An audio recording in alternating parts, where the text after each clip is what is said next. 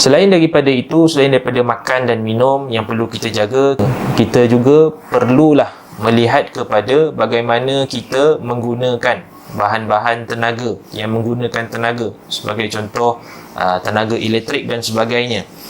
Bagaimana pula kita gunakan, sebagai contoh kereta yang menggunakan minyak, kan, menggunakan tenaga fosil fuel yang dia tidak boleh diperbaharui di masa akan datang. Jadi ini semua adalah concern-concern yang telah ditekankan oleh United Nations, dan juga kita sebenarnya sebagai umat Islam, ada beberapa tokoh kita yang mula memberikan kesedaran, memberikan penekanan terhadap hal ini. Sebagai contoh, seorang penulis bernama Abdul Matin yang menulis tentang buku Green Deal. Green Deal ini akhirnya membawa satu semangat untuk membuat satu tribe, Green Deal Tribe, yang mana tribe ini dia cuba memberikan kesedaran daripada sudut aspek Islami, yang menyedarkan umat Islam betapa pentingnya kita, peranan kita sebagai umat Islam menjaga alam sekitar kita. Di Malaysia kita ada GRAS, yang mana GRAS membawa pandangan Islam kepada gerakan-gerakan menjaga alam sekitar. Sebab di sana kalau kita tengok Prof. Zaini Ujang dalam karyanya yang sudah lama beliau buat, pada tahun 1993 buku tersebut dikeluarkan oleh Institut Kajian Dasar, bernama Islam dan Alam Sekitar. Kita tengok dekat situ ditekankan tentang penjagaan alam sekitar, yang mana alam sekitar ini telah banyak berlaku kerosakan. Kita sendiri telah mengalami, merasai, sebagai contoh climate change, kan, perubahan suhu yang berlaku dan sebagainya. Banyak inisiatif-inisiatif telah dibuat untuk kita patah balik dia punya perubahan-perubahan yang semakin drastik, semakin dirasai. Kita tengok cuaca pun daripada panas sepanas-panasnya boleh berubah jadi hujan yang lebat. Baru-baru ni ada berlaku angin kencang di kawasan Labu dan Nilai.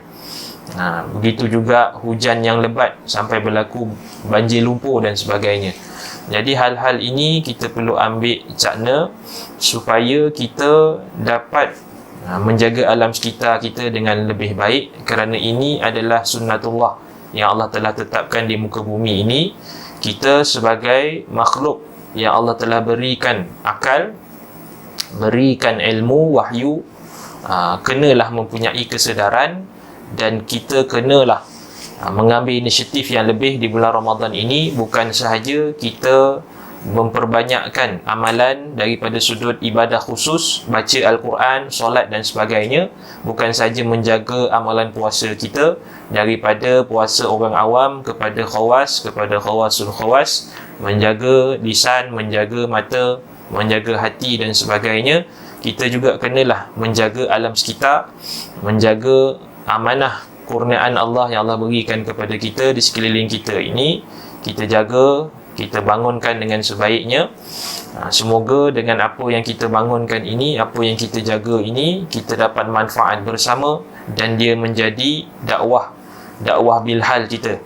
Kita ni kadang-kadang tak berani nak sebut, tak berani nak cakap, tak berani nak terangkan kepada orang, tetapi mungkin kita boleh melakukan dakwah yang nampak adik mata dengan melakukan dakwah bilhal, jaga dan kita bangunkan alam sekitar kita ini. Kita pun ada banyak khazanah ilmu lokal yang mungkin kita telah lupa, dan harapnya kita dapat jaga dan bangunkan semula. Sebagai contoh, baru-baru ini kita tengok ramai orang dah mula ambil arkitektur yang berkaitan dengan buluh dan sebagainya. Ini semua adalah satu usaha daya cipta yang kreatif untuk kita berintegrasi dengan alam. Walaupun kita ada teknologi, tapi teknologi ini kita integrate dengan alam supaya dia tidaklah hanya semata-mata satu perkara. Kita tak boleh nak menyepadukan dengan hal-hal yang lain. Kita tengok bagaimana bangunan-bangunan sekarang ni memang diintegratekan dengan apa-apa sumber yang Allah telah berikan. Sumber yang Allah telah berikan kepada kita, sebagai contoh natural lighting, pencahayaan semula jadi, angin dan sebagainya. Kalau kita tengok di Masjid Saibul Jaya, Masjid Raja Haji Fi Sabilillah, mereka arkitektur yang ada kat sana digunakan segala sumber yang ada di sekelilingnya itu, menggunakan cahaya natural, menggunakan angin yang selalu ada di Malaysia ini, cuaca yang agak baik, tidak panas sangat, tidak sejuk sangat. Mereka berjaya akhirnya masjid itu hanya menggunakan 2 jam sahaja masa untuk membuka aircon.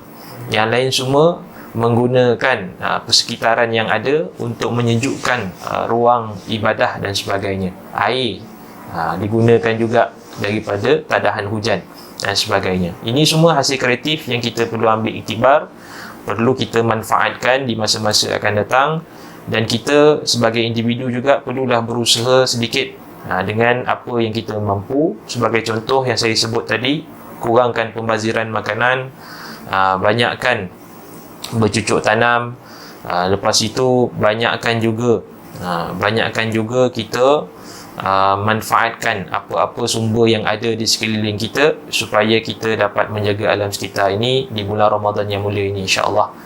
Jadi itu sahaja, semoga bermanfaat pengisian untuk bulan Ramadan ini, agar kita menambahkan amal ibadah kita, insya-Allah. Wallahu taala alam, wabillahi taufiq hidayah. Assalamualaikum warahmatullahi taala wabarakatuh.